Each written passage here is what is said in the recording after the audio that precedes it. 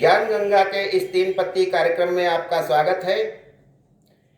एक ऐसी औषधि जो हमें वृद्ध से जवान बना देती है, एक ऐसी औषधि जो हमारे रुग्ण शरीर को स्फूर्तिवान बना देती है, और वह है च्यवनप्राश, जिसका इतिहास हम जानेंगे।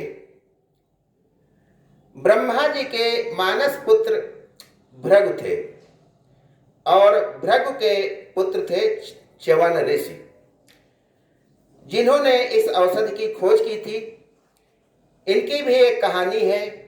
च्यवन ऋषि तपस्या कर रहे थे और इतनी कठोर तपस्या की कि वर्षों व्यतीत हो गए और इनका शरीर पूरा मिट्टी से ढक गया। उधर वैवस्वत मनु के पुत्र जो थे शर्याति, और राजा थे, और उनकी एक पुत्री थी सुकन्या।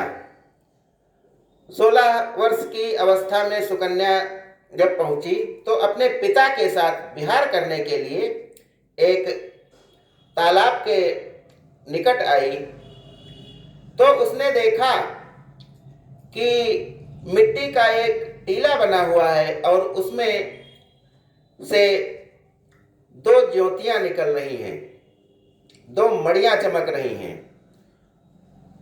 सुकन्या को लगा कि इन मड़ियों को हम निकाल लें, इनसे खेलेंगे, और वो एक लकड़ी लेकर के उन मड़ियों को निकालने लगी। मड़ि तो नहीं निकली, लेकिन उस स्थान से रक्त की धारा प्रवाहित होने लगी।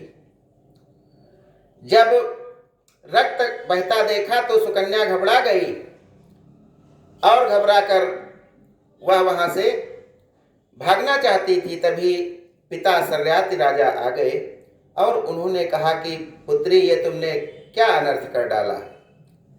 ये च्यवन ऋषि तपस्यालीन थे और आपने उनकी आंखें फोड़ दी हैं।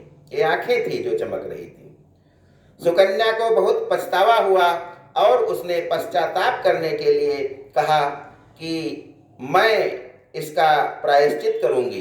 तभी मिट्टी से निकाले गए च्यवन ऋषि, जो बहुत बूढ़े हो चुके थे, कृशकाय हो चुके थे, लेकिन सुकन्या ने कहा कि पिताजी, मैं इनसे विवाह करके इनकी सेवा करूंगी, क्योंकि इनकी आंखें मैंने फोड़ दी है।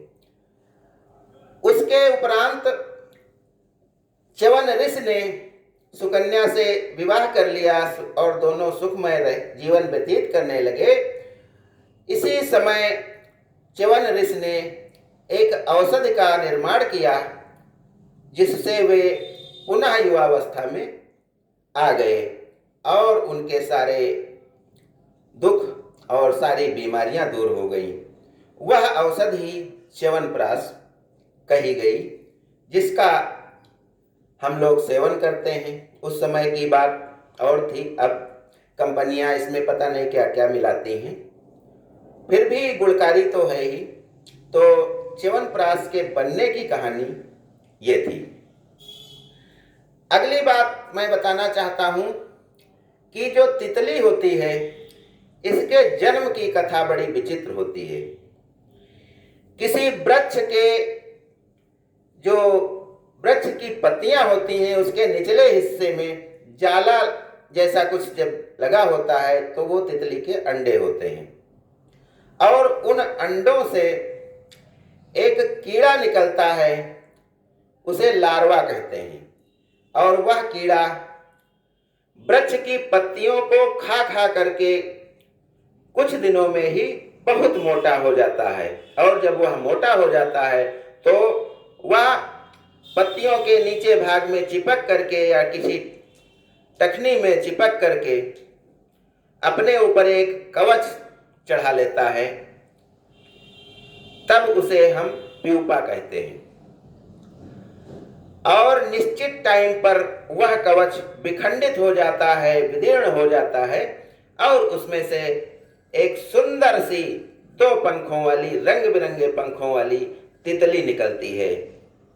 और यह तितली 21 दिन से लेकर के 2-3 महीने तक इसका जीवन चक्र है, जिंदा रहती है और फिर मर जाती है। तितलियां रंग बिरंगी होती हैं, तो इनके जन्म की ये विचित्र कथा मैंने आपसे साझा की। अगली बात मैं कहना चाहता हूं कि जो हमारे शिकारी पक्षी होते हैं, बाज हो, चील हो, गिद्ध हो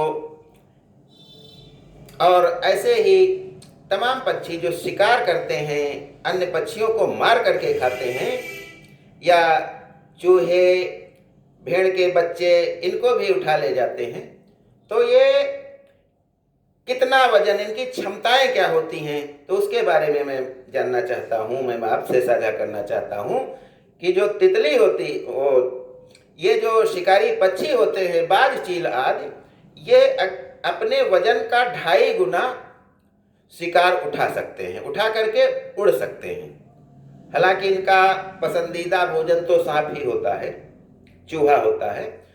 तो यदि कोई 1 किलो का शिकारी पक्षी है, तो वह 2.5 किलो के बकरी के मेमने को उठा करके उड़ सकता है। इसकी ये क्षमता है। अगली बात मैं बताना चाहूँगा कि ये जो शिकारी पक्षी हैं, इनकी गति बहुत अधिक होती है और ये जितने ऊपर मंडराते हैं उतना ही इनकी दृष्टि तीक्ष्ण होती है। यहाँ तक कि एक घड़ी भी पड़ी हो नीचे तो ये 2 किलोमीटर से देख लेंगे।